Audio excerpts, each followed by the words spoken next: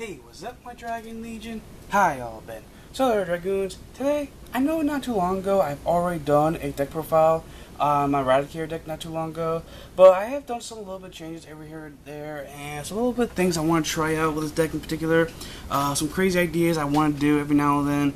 Something I really like to do, and after this deck right here, I'm going to explain some other cool ideas I'm going to do with the deck in the near future, all that crazy good such. And without further ado, let's get right straight to the deck profile right now, shall we, Dragoons? Alright, start off with our starting Vanguard guy. One Ambush Dragon, Eradicator, Lin Chu, I think he's called. Yeah, Lin Chu right here. He's pretty much your ideal starting Vanguard for any Eradicator deck, in my opinion, right here. When he's boosting a unit, and if the attack hits, and if that attack is a hit, you can use his ability, counterblast one card, put him in the Solar Vanguard, retire one grade 1 or less rear guard, which is always pretty good right here. A lot better than Spark Edge Dragon. A lot better than Spark Kid, Drago Kid, Spark Edge Dragon, I think his name was, because he can only go for grade 0s, while this guy can go for either grade 1s or grade 0s, which is always pretty good. So one of him, of course, because he's your starting Vanguard. And for a trigger lineup, we have the 4 heals, because it's your heals. Don't need to explain why this is so important. And I'm doing something that's kind of really strange with this deck right here. Now, most Eradicator decks normally do 8 critical and 4 draws. I'm currently trying out something different. I'm currently trying out the 6 critical and 6 draw lineup right here. Now, if you Dragoons have been watching my Kagero videos for quite some time now, you would know this is like one of my favorite lineups right here when it comes to Vanguard right here. I like doing the 6-6 right here because to me it even balances out everything right here. The 6-6 allows me to draw into my stuff whenever I need to draw into. As much as well with the critical lineup, I still get the amount of criticals I always need when I good such. And I'm playing Gauntlet Buster Dragon, so if I do need criticals, I'll just wrap it up with the Gauntlet Buster Dragon, and I'll still get in with the amounts of damage I want, plus whatever critical trigger and draw trigger I get in my trigger lineup, which is always pretty good right here. So 6-6, and that's it for the trigger lineup. For the grade 1 lineup, we have 4 copies of Eradicator Demolition Dragon. He's just your standard basic grade 1 7k guy of the subclan stuff, all that typical good such. He's not a bad guy. He's just a good guy to have to ride into instead of one of your other guys you don't want to waste up and all that crazy good such. So this guy is like really good, all that crazy good such. And we have the 4 perfect guards because, well, they're perfect guards, no explanation. And next I'm playing max copy of Steel Player Eradicator Shuki. Shuki's pretty good because I am doing some effects every now and then when I do retire my opponent's rear guards, and when that happens, he gets powered up, and all that power that he gets powered up with, plus his original power, will be going towards any unit that he's boosting, all that crazy good such.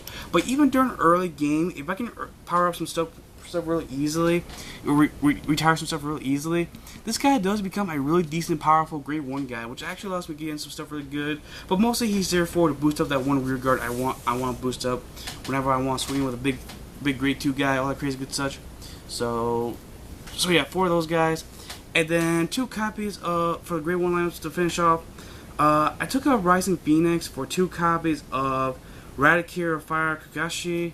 I apologize again if I get his name wrong. This guy's really good right here. When this unit is boosting up your Vanguard, that Vanguard gets additional 4,000 power, which is always pretty good right here. I will admit, not as good as Rising Phoenix, but 1, he's Eradicator, so I do need some Eradicator stuff. And 2, he does give that Vanguard that additional power that I need the Vanguard to. And 3, I can reserve him for some of the other rear guards I can do some stuff with, all that good such. And if I do ride into him, and if I only have 1 left, it's not the end of the world. It's just, at least I'll have 1 left and I can still get some stuff going on, all that good such. So 2 of these guys is pretty good. Helps me keep my stuff going pretty well. And that is it for the grade 2 lineup. Oh no, pardon me, grade 1 lineup. For the grade 2 lineup, we have 4 copies of Eradicator Spark Rain Dragon, just your typical special attacker of the subclans, no explanation. And I'm now playing 3 copies of Eradicator Thunder Boom Dragon. Thunder Boom Dragon is a really good guy. He's just a basic grade 2 10k vanilla guy. I like having him around because he's just a basic 10k guy that can just beat down some stuff, and he's a good ideal Vanguard I would rather ride into than wasting my other 2 grade 2s in particular. Like if I do ride into one of my other grade 2s as a Vanguard instead of him, who I'd rather not do, it's not the end of the world. I can always use him as a good down rear guard helmet, keep my stuff going. But either way, this guy's really good. Helps me establish field presence, helps me beat down whatever I need to beat down, and he just gets in there pretty well. And I play 2 copies of Supreme Army Eradicator Zatoon. It's only 2 copies instead of 3 because I eventually get to 2 just fine. You really only need just 1 when you play this deck right, and I see at least 1 just fine whenever I play this deck right. So just 2 of him is just fine. I just mostly use him just to get my face down damage, face up, all that crazy good such, and he's just a really good guy to have around, all that good such. So 2 guys of him is good, and 2 copies of Phoenix Sword Eradicator Choho. Just like Zatoon, I ended up cutting 2 of them out, just reserve some room, all that good such.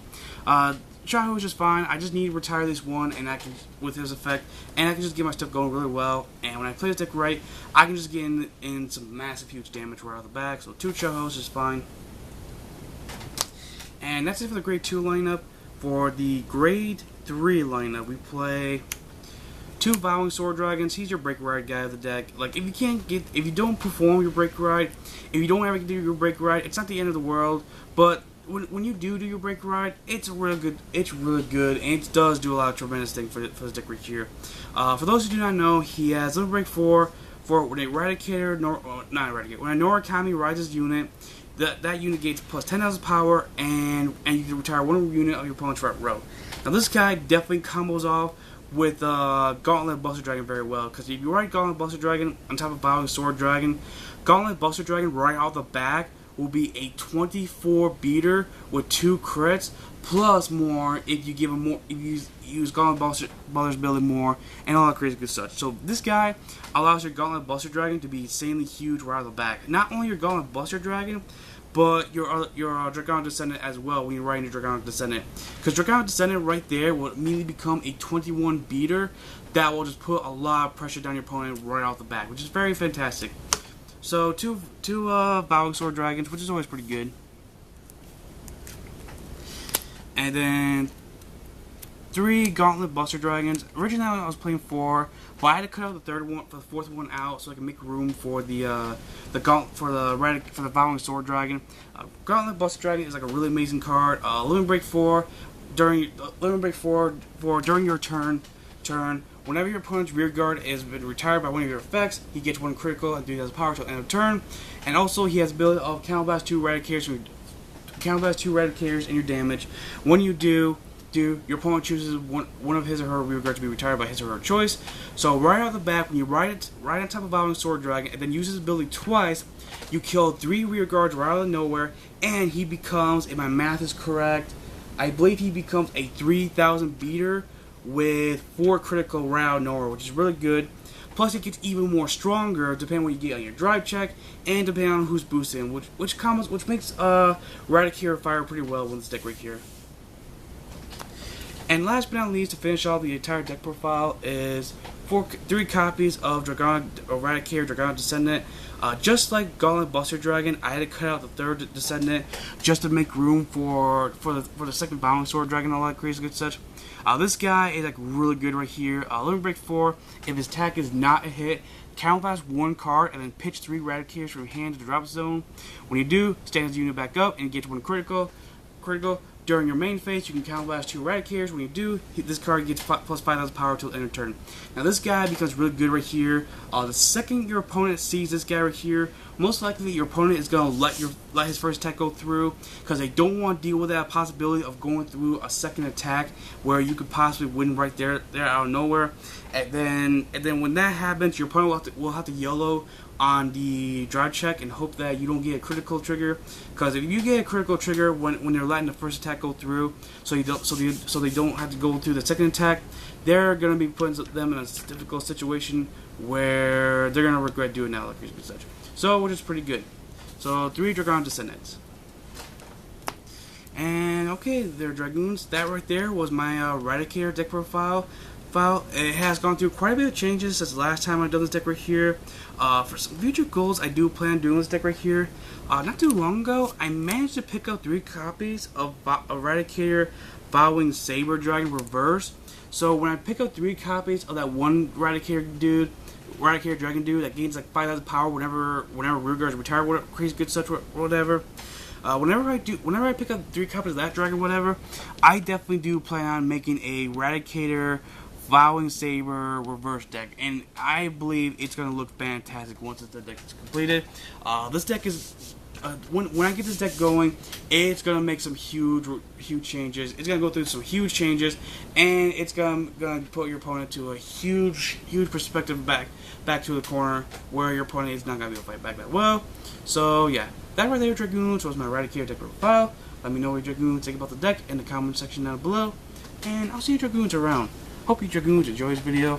Leave a like and a favorite if you did, and subscribe today to become part of the Dragon Legion Alliance. And I'll see you Dragoons another day. Christian Dragoon, signing out. Peace.